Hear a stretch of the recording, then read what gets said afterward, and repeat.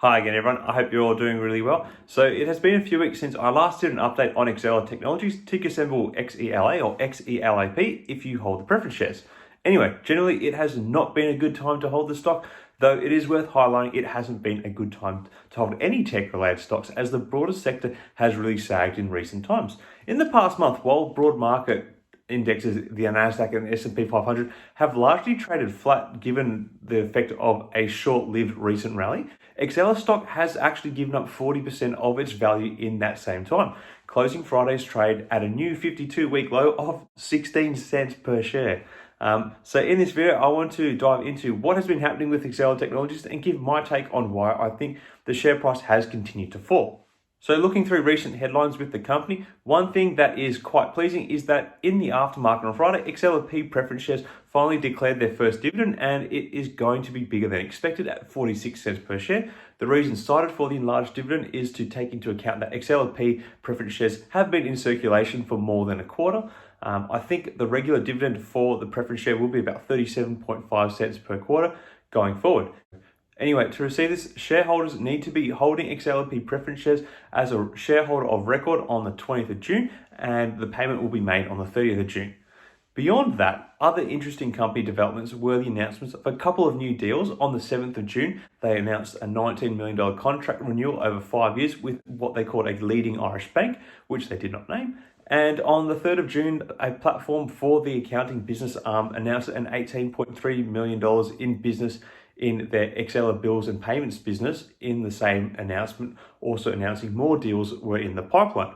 And these two announcements go back to the core of what many who follow and own stock in the company know. Exela Technologies is a big company that does large business and looks set to continue to generate large revenues going forward. So flipping over to some more hurtful news for the company, there are two announcements that I particularly want to focus on. The first goes back to just after the last preference share offering, and that was the announcement that an equity raising vehicle had been established to give them easy access to capital. Obviously, this was a sign of potential stock dilution if it is utilized by Exela Technologies. And so far, to my knowledge, it has not been. But when you consider that the current Xela market cap is only 73 million, if this facility were to be fully utilized, it would really hurt existing shareholders. And I think the knowledge that this exists does put a bit of added fear into those holding Xela stock. It actually seems like Exela Technologies is a spoiled kid who stole their parents' diamond credit card.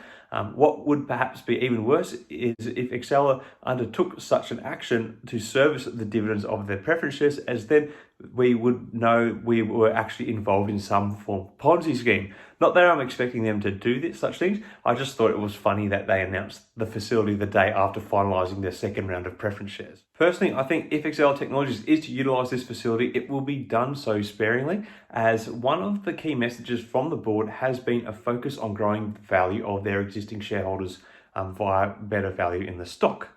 And this is a message which was reiterated at the start of the week when the company made an announcement that they were looking to seek approval and sell several standalone assets for which they expected to gain $200 million in cash.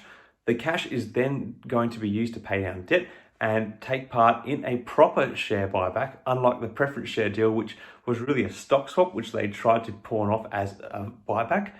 So while there are good intentions in the messaging, this announcement of selling assets does in the immediate strip value from the company.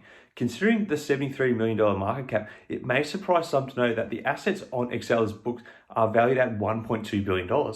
So selling $200 million represents selling off about a sixth of the assets of the company. I think the selling of such a large number of assets in this kind of market does not paint a favorable picture for Exela Technologies.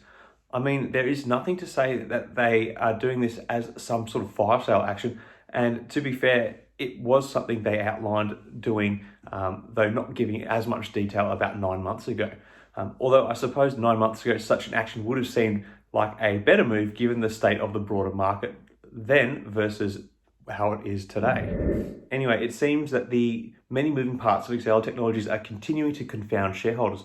While there seems to be plans to buy back shares properly in the near future, which will bring back shareholder value, and the fact that the new deals are being signed and preference share dividends are being honoured, the messaging of looking to sell off $200 million in assets in a falling market, as well as the hovering threat of shareholder dilution through the instant share issuing vehicle, the company has established, or maybe well-intentioned by the Xela board, but do paint a bit of a negative picture when you consider the broader market sentiment at the moment. And this is being reflected in the share price performance, now sitting firmly below the 20-cent mark.